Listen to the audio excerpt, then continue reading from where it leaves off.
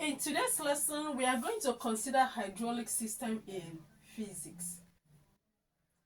Hydraulic system is a system that uses the mechanism of incomprehensible fluid to transmit force from one point to another.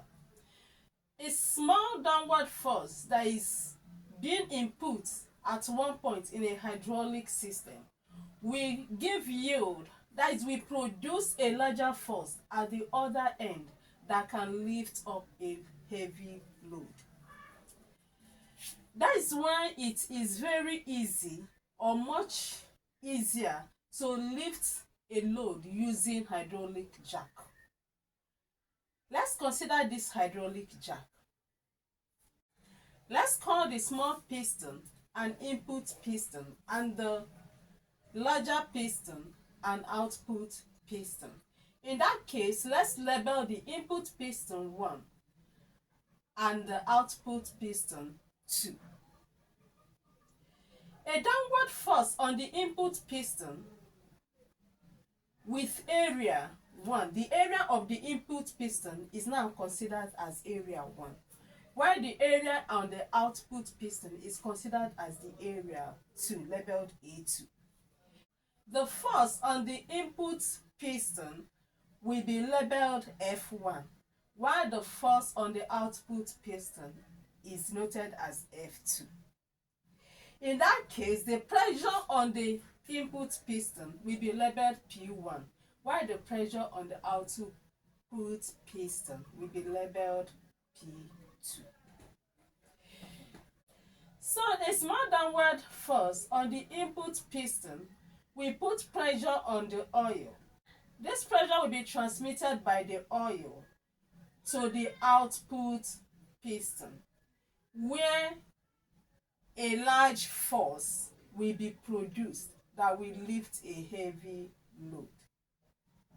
If we know the force input, that is the effort that was put in the input piston, and the area of the input piston, and we know the area of the output piston, it means that we can calculate that force that it produces at the output piston that will be used to lift a heavy load.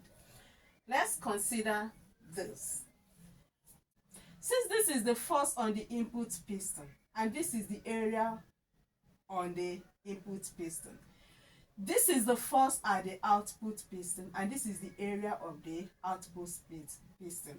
So we say that if we know this force and we know this area and we know this area, of course we can calculate the force it produced at the output piston, because what we just have to do is to make this force F2 subject formula, and we have that F2 will be equal to F1 multiplied by A2 all divided by A1.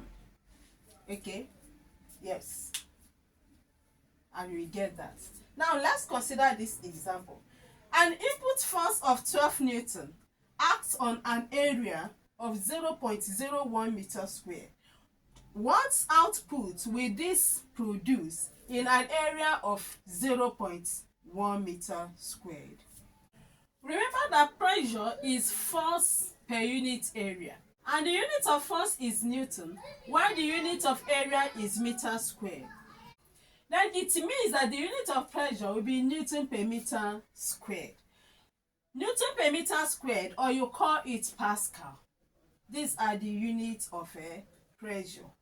Now with this, we have brought out the data from this question. It said an input force, meaning that F1 is equal to 12, acts on an area of 0. So the F1 is acting on area 1, which is the small piston, the input piston, and that is 0.01 meter squared, the area of the small piston. It said, what output will this produce in an area of 0.1 meter? This is now the larger area, which will be the output piston. So in that case, we know our area too to be 0.1 meter squared, but the force we don't know.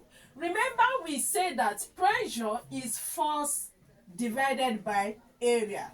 So it means we are going to get the pressure that was created by this force that was acting on the input piston. So we are going to get the pressure on the input piston. And the pressure there will now be equal to the force on the input piston divided by the area of the input piston. So that is F1 divided by A1. So the pressure in the input piston is the force in the input piston divided by the area of the input piston, which is 12 divided by 0.01, and that gives us 1200 pascal.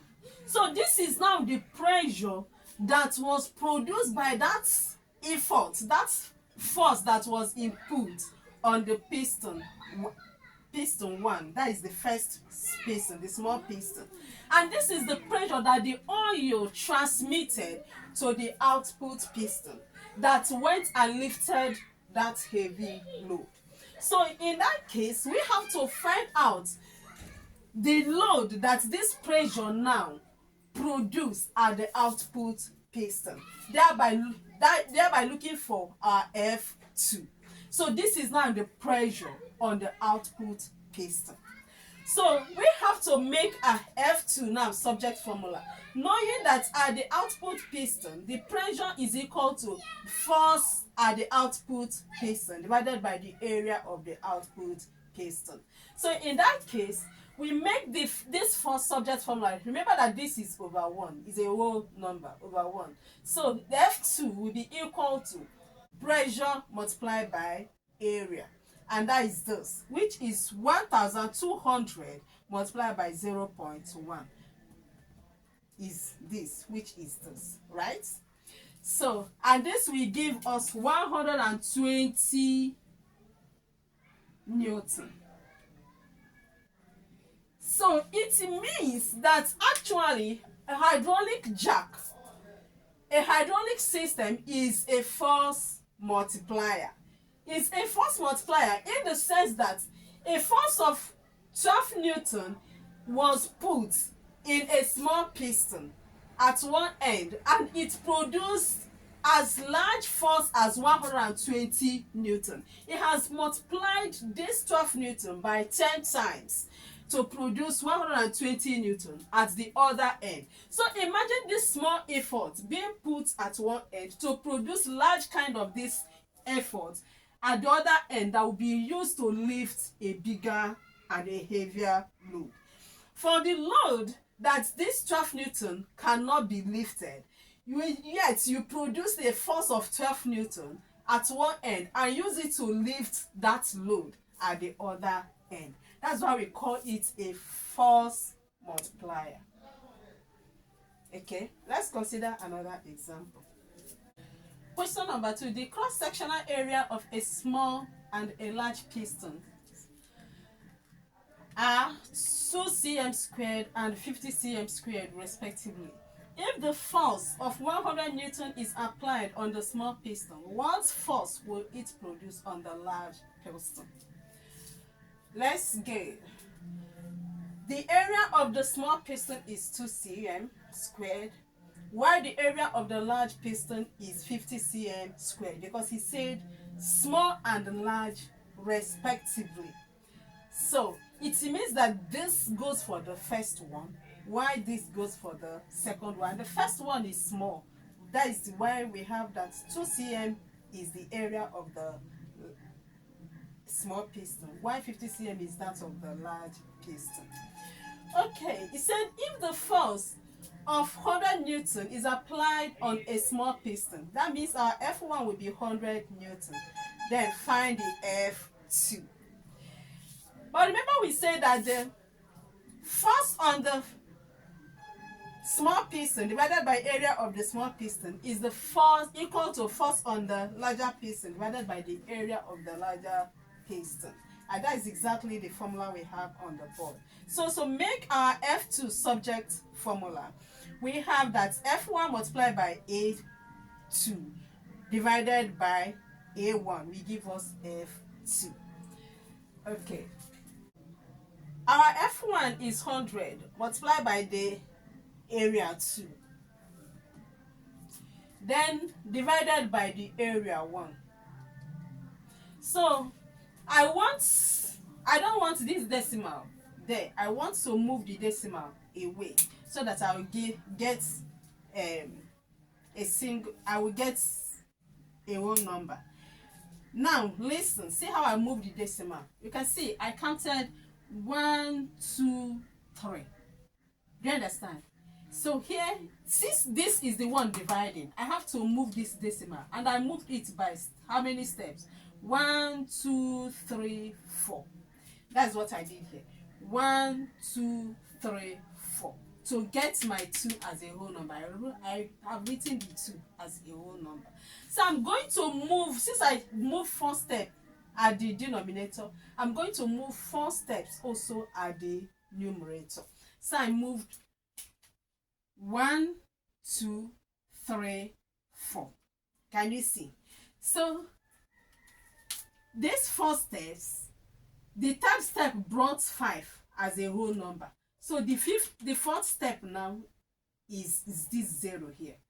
Okay, so I just use 1, 2, 3 to bring out that 5 as a whole number. Then the fourth step is this 0. So I have multiplied by the 100. So 2 into itself is 1. 2 into 50 is 25. 25 multiplied by 100 is 2,500 Newton.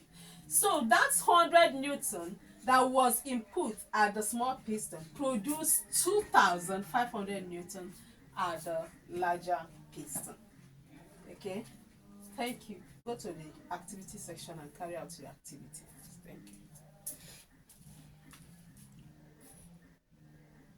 Please, if you like this, click on the subscription button, click on the like button and then the bell, so that when next I upload new video, you will be notified to come and watch.